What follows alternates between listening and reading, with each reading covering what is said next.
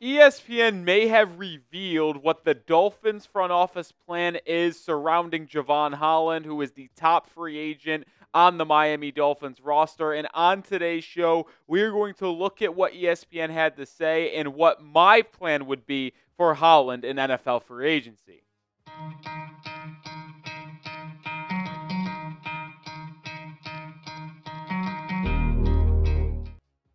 It's no secret that the biggest mystery surrounding the Miami Dolphins this offseason is what will Chris Grier do with Javon Holland? The former second-round pick is set to hit free agency, and he is a top 5, top 10 free agent on the open market this offseason. What will the Dolphins do? Could they franchise tag Holland? Will they re-sign him to a long-term extension, or will they let him walk? Well, ESPN shared their thoughts on the matter, and we will share our thoughts on what they said and also what my plan would be surrounding the Miami Dolphins. But before we get into all of that, I want to make sure you guys are following us over on Instagram at Dolphins Today. IG is the handle. We're 15 followers away from 700. It would be greatly appreciated if we got there from today's video. We post normal photos, short form content outside of our YouTube channel on our Instagram. Go give us a follow at Dolphins Today IG. Well, Dan Graziano of ESPN actually had the nugget on Javon Holland, detailing what Miami could be thinking when it comes to the talented safety. So the franchise tag number for safety, $17 million, is one of the lowest for any position, which should help Miami's leverage with its 2021 second-round pick. One of the Dolphins' top offseason priorities should be to bring him back. So Graziano hinting at the franchise tag for $17 million being on the table when it comes to Javon Holland. And I disagree with that last part when it comes to Graziano. If you've watched our content, watched our videos, you would know that I am not the biggest fan of Javon Holland. I do like him as a player, and I think he does a lot of good things for the Dolphins and the community, but I think he has regressed every single year of his career, and the price tag that he currently holds going into free agency is just a little bit too rich for me. I mean, he got off to a rocking start in his career. 2021 second-round pick out of Oregon, was dominant in his first 2 seasons. But then in 2023 under Vic Fangio and 2024 under Anthony Weaver, he kind of went downhill a little bit, was not as good in coverage, not as durable, missing 3 games this past year and 5 games in 2023. Also was not as good in coverage. I thought Holland was going to have a bounce-back 2024 season with Anthony Weaver, kind of in that Kyle Hamilton role that we saw in Baltimore with Weaver on staff there, but that just simply wasn't the case. And yeah, Holland was okay in coverage. His numbers actually aren't bad in that regard, but it's more or less the tackling issues that I have on why I don't want to bring Holland back at a long-term contract, as well as what that contract would actually look like. Now, the question remains if it would be worth it for Miami to franchise tag him at that $17 million rate, which is relatively cheap compared to what he's going to get on the open market if he got a full long-term deal, which is why I have to ask you this question. Take Chris Grier's job for me. Would you franchise tag Javon Holland at $17 million for one more season? It's today's pinned comment, so get down in the comment section and answer. Type T for tag or type P for pass. I will say $17 million for 1 year of Javon Holland is a pretty semi-reasonable number. I think that when you look at what Holland could get out on the open market, it would be way higher than $17 million on an annual average salary for 3, 4, maybe even 5 seasons. So to me, 1 year, $17 million would actually be reasonable. And if the Dolphins went that path with Javon Holland, it wouldn't make me that upset, even though I would probably advise going in a different direction. And the reason why is just because I wasn't that thrilled with how he played in 2024, and I expected a better season from Holland, especially in a contract year. You look at his PFF ranks, not numbers, just where he ranked among safeties in the NFL. He was one of the worst starting safeties in the National Football League in tackling. You see at the bottom of your screen, 62nd in tackling, 60th with his missed tackle rate. And I filtered out, not to include all safeties that played about 50% of the most snaps played. So these are out of close to enough of the starting safeties in the NFL, and he's ranking at the bottom at tackling, second, third in overall in coverage, and then he'll have a nice little grade in terms of his run defense. But the reason why I'm so against Javon Holland is, if you can't tell, is the missed tackling.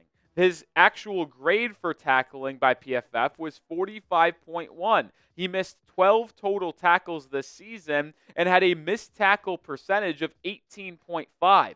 That is astronomically high. And if you are a safety that is getting paid potentially $19, $20 million in free agency, I am going to expect you to be a much better tackler than what he put on tape this past season for the Miami Dolphins.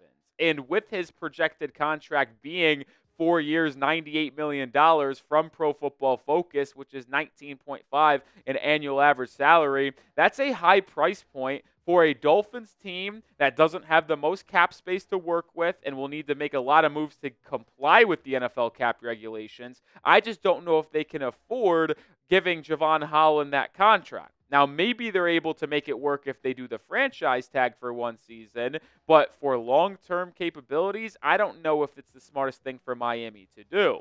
And that's kind of where I lean on the situation. Even though the franchise tag laid out by Dan Graziano could make sense, you would get Javon Holland at least on value, right? If he's getting $19.5, $20 million a season on the open market, you get him for 1 year, $17 million, and you can either see if he bounces back this year and then you extend him, or just let him walk next year in free agency.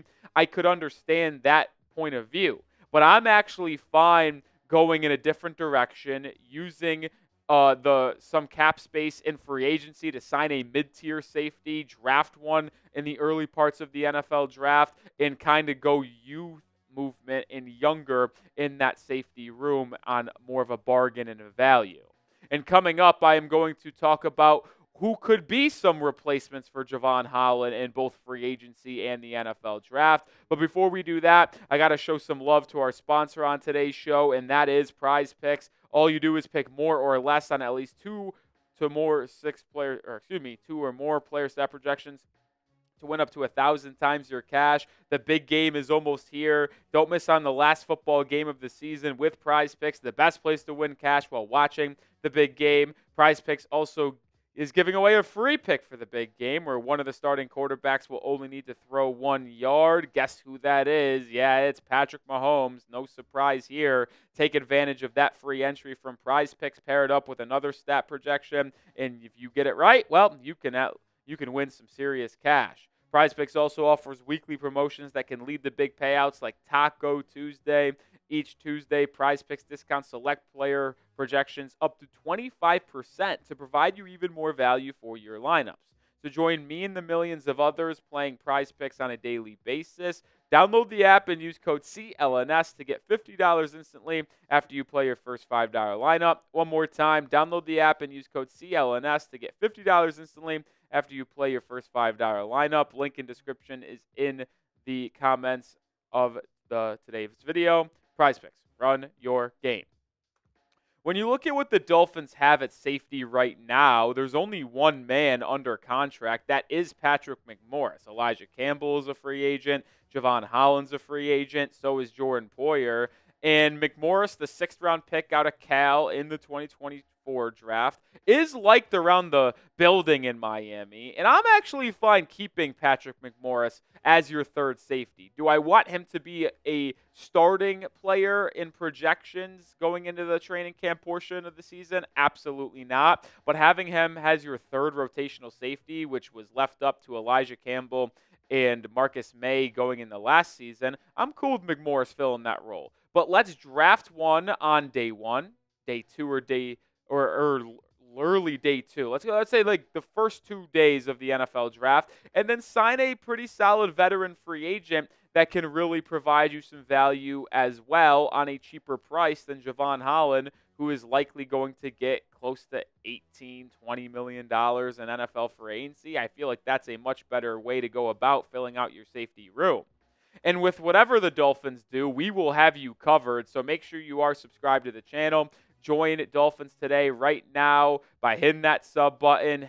Help us get to 67,200 subscribers right now. Come on, let's get there on today's video.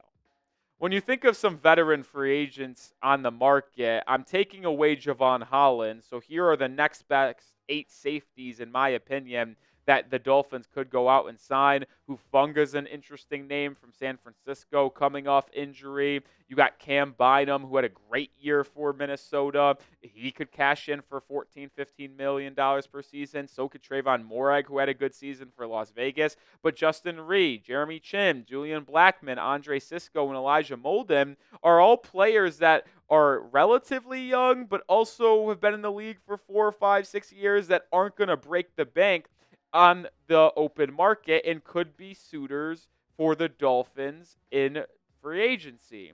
And when I look at 2 guys in particular, I'm eyeing Andre Sisco, the former Jacksonville Jaguar, and Julian Blackmon, the former Indianapolis Colt, because their PFF projection in terms of contracts are very affordable for Miami. Sisco, a potential 3-year, $27 million deal, 9 years each season. And then Julian Blackmon, 3-year, $21 million, which is $7 million per season. That is pretty solid value for safeties of their caliber, and I think would be a better use of money because you can sign one of them too and another player in free agency, whether it's a backup quarterback, for the same money that you could just have Javon Holland. And I don't think it's that big of a drop-off. When you look at what Sisco and Blackmon did in 2024, I thought they were solid, man. The tackling isn't as bad as Javon Holland's. It's not the greatest, but remember, Javon Holland's missed tackle rate was 18+%. Blackmon and Sisco both 15% and lower. Sisco's a little bit better in coverage. You see the PBUs, the INTs, the completion percentage. But Blackmon is a do-it-all type of guy too. I like both of these guys. I think if the Dolphins ultimately signed one of these 2 in free agency, I would be pretty thrilled about it, as long as you paired it up with a safety in the NFL draft. Or heck, if you sign one of these guys and franchise tag Holland, sure, it's a lot of money going to the safety room, but that safety room was really bad last year, and these 2 would be an absolute upgrade over Jordan Poyer, that's for sure. So after seeing their statistics, pick a safety for me. Which one would you rather sign in free agency? You could also factor in money as well, because you saw the contract projections for each of the 2 of them. Type AC for Andre Sisco, type JB for Julian Blackmon.